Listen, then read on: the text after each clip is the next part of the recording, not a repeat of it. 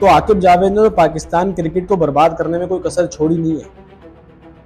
आकिब जावेद की वजह से गैरी क्रिस्टन के साथ क्या हुआ, आकिब जावेद की वजह से जेसन गिलेस्पी के साथ। इसीलिए यार मेरा मानना है कि पाकिस्तान टीम सेटअप में या पाकिस्तान कोचिंग पैनल में हमारे लोकल बंदों का ना कोई काम नहीं है। ये लोग फेवरेटिज्म करेंगे, इनके अपने खुद के इतने मसले। आज की वीडियो में मैं अपना ओपिनियन शेयर करूंगा। हो सकता है बहुत सारे लोग मेरे ओपिनियन से एग्री कर जाएं और ये भी हो सकता है कि मेरे ओपिनियन से एग्री ना करें। तो मसले वाली कोई बात नहीं है। कमेंट सेक्शन में अपना फीडबैक दे देना, अगर एग्री करते हो तब भी और अगर एग्री नहीं करते तब भी। मैं पाकिस्तान टीम में या पाकिस्तान सिलेक्शन पैनल में या कोचिंग पैनल में मैं लोकल बंदों को देखने नहीं चाहता। अब है थोड़ा सा ये डिबेटेबल टॉपिक, लेकिन मुझे ऐसा लगता है कि लोकल बंदा, अगर बात करी जाए मिसबाह उल हक की, सरफराज अहमद की, असद शफीक की, तो मुझे ऐसा लगता है कि लोकल बंदा पाकिस्तान टीम को, क्रिकेट को नहीं चला सकता। सबसे पहले बात करते हैं मिसबाह उल हक की।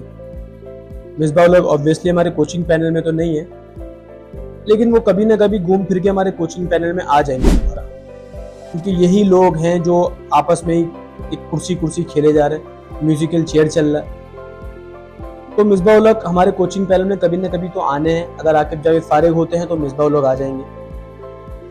मैं अगर बात करूं मिसबाह उल हक की ओवरऑल करियर की, तो मैं मिसबाह उल हक का बड़ा फैन रहा हूँ।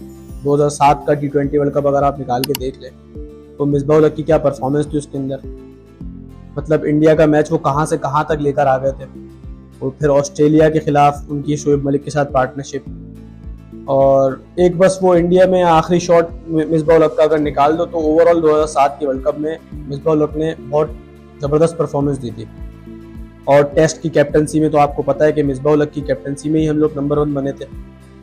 तो मैं ओवरऑल मिसबाह उल हक का फ़ैन रहा हूँ, लेकिन मुझे ऐसा लगता है कि मिसबाह उल हक ना बहुत ज़्यादा डिफेंसिव माइंडसेट का बंदा बन गया अपने आखिरी क्रिकेट में।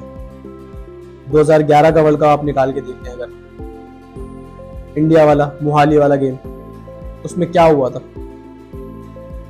मतलब इतनी डिफेंसिव अप्रोच के साथ मिसबाह उल हक ने खेला था कि जिसकी कोई हद नहीं है। पूरा पाकिस्तान मिसबाह को ब्लेम कर रहा था, और टू बी वेरी ऑनेस्ट मैं भी उसमें मिसबाह को ब्लेम कर रहा था, क्योंकि एक जीता जिताया मैच हम लोग सिर्फ टुक टुक की वजह से हारे थे।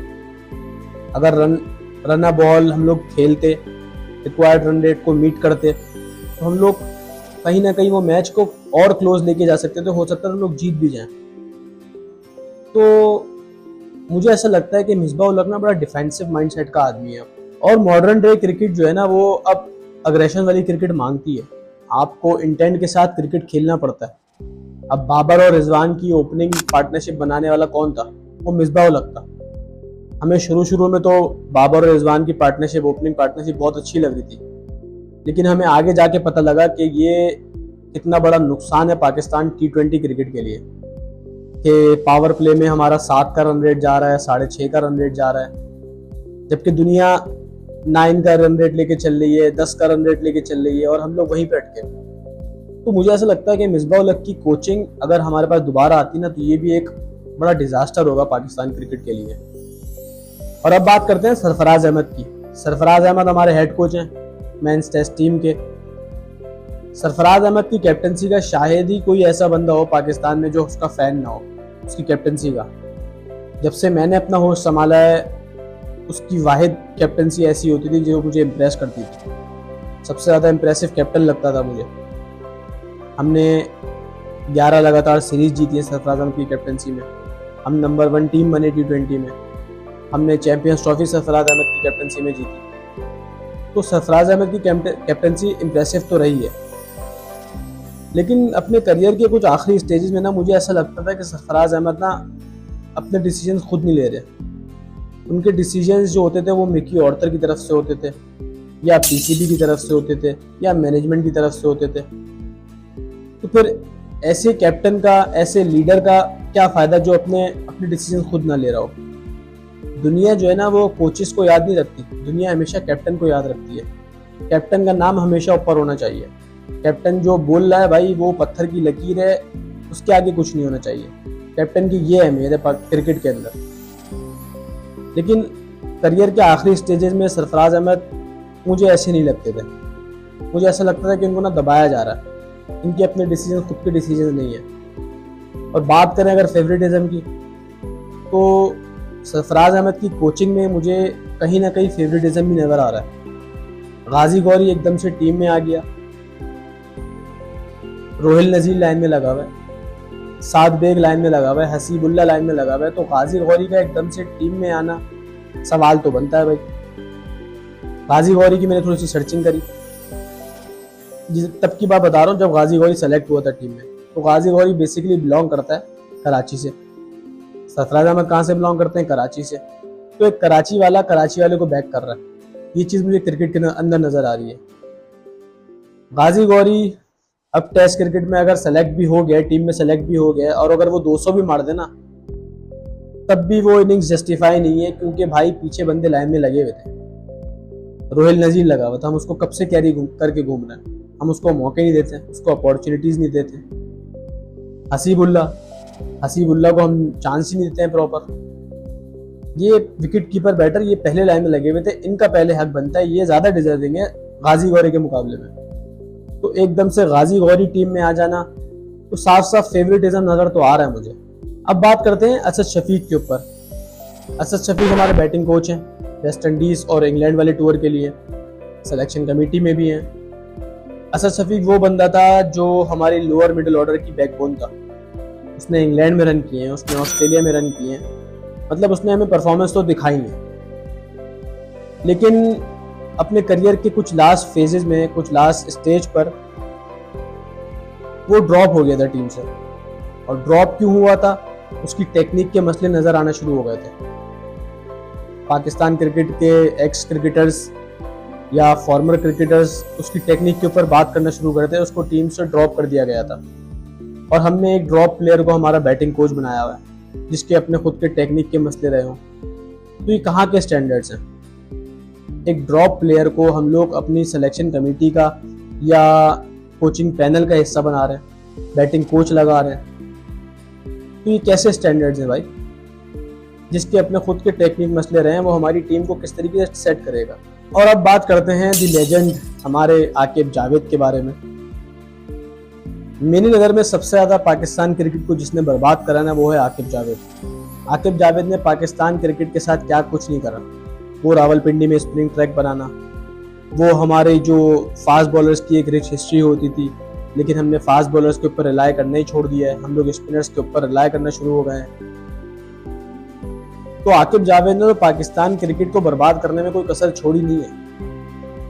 आकिब जावेद की वजह से गैरी क्रिस्टन के साथ क्या हुआ, आकिब जावेद की वजह से जेसन गिलेस्पी के साथ क्या हुआ। गैरी क्रिस्टन 2024 के वर्ल्ड कप से कुछ महीने पहले ही हायर हुआ था, उसको एक टीम दे दी गई थी, एक अनस्टेबल टीम दे दी गई थी। वो सिर्फ ऑब्जर्व कर रहा था 2024 के T20 वर्ल्ड कप में बैठकर कि पाकिस्तान टीम खेलती कैसे। उसके बाद उसको काम शुरू करना था और उसको टीम से फारिग कर दिया गया, कोचिंग से फारिग कर दिया गया। तो गैरी क्रिस्टन के साथ आकिब जावेद ने क्या करा पूरी दुनिया को मालूम है, पूरे पाकिस्तान को मालूम है। ऐसे ही उसने जेसन गिलेस्पी के साथ करा, किस तरीके से जेसन गिलेस्पी को साइडलाइन किया गया था। तो आकिब जावेद ने जितनी पॉलिटिक्स, जितनी मिसमैनेजमेंट पाकिस्तान क्रिकेट में वो लेकर आया ना, मुझे नहीं लगता कोई और लेकर आया होगा। इसीलिए यार मेरा मानना है कि पाकिस्तान टीम सेटअप में या पाकिस्तान कोचिंग पैनल में हमारे लोकल बंदों का ना कोई काम नहीं है। ये लोग फेवरेटिज्म करेंगे, इनके अपने खुद के इतने मसले हैं, ये लोग किसी बंदे को टिकने नहीं देंगे, फेवरेटिज्म करेंगे, डोमेस्टिक को ध्यान नहीं देंगे, डोमेस्टिक प्लेयर्स के ऊपर, और इसी तरीके से हमारी क्रिकेट बर्बाद होती रहेगी। तो मुझे ऐसा लगता है कि हमें फॉरेन कोचेस की ज़रूरत है जो हमें डंडे के जोर पे सही कर सके, क्योंकि एज ए नेशन हम सब जानते हैं कि हम लोग बड़े डंडे वाली कौम है। जब तक हमारे सर पे कोई डंडा लेके खड़ा नहीं होगा ना, तो हम लोग सीधे नहीं हो सकते। हम लोग अपने प्लेयर्स से परफॉर्मेंस नहीं निकाल सकते जब तक हम लोगों के कोचेस डंडे वाले नहीं होंगे, समझ रहे हो? तो डंडे वाले कोचेस हमारे प्लेयर्स के लिए बहुत ज़रूरी हैं। मैं बात कर रहा हूँ गोरे कोचेस की, जो प्रोफेशनल होते हैं, जो फिटनेस के ऊपर ध्यान देते हैं, जिनकी प्लानिंग प्रॉपर होती है। जो अगर किसी बंदे को सेलेक्ट कर रहे हैं तो उसके पीछे रीजन होगा, उसके स्टैट्स होंगे। किसी को फेवरेटिज्म के ऊपर सेलेक्ट नहीं किया जाएगा। अगर बात, बहुत सारे लोग अब ये बोलेंगे कि माइक हैसन भी तो गोरा है, लेकिन भाई माइक हैसन की अपना कोचिंग करियर क्या है भाई? किसकी कोचिंग करी है उसने माइक हैसन ने? कीनिया की, आरसीबी की। आरसीबी का क्या हशर होता था आईपीएल के अंदर, ये सबको पता है। और कीनिया वो टीम है जिसको कोई पूछता नहीं है। तो ये माइक हैसन का कोचिंग करियर है भाई। हमने उसको फुल अथॉरिटी भी दी हुई है कि भाई वो अपनी मर्जी से किसी को भी खिलाता है। शादाब खान उसका फेवरेट प्लेयर है, वो हर टीम में घुसेगा। तो मैं बात कर रहा हूँ प्रॉपर ऑसीज माइंडसेट की, जो डंडे के जोर पे इन लोगों से परफॉर्मेंसेस निकलवाए, जो डंडे के जोर पे इनकी फिटनेस इंप्रूव करवाए, जो डंडे के जोर पे इनका पेस वापसी लेकर आए।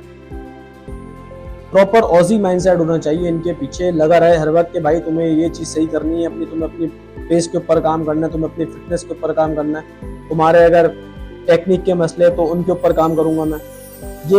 ये माइंडसेट होना चाहिए भाई। ऑजी माइंडसेट या फॉरेन कोचेस हमारी क्रिकेट के लिए बहुत ज़रूरी है, जो हमारे क्रिकेट को बेहतर कर सकते हैं।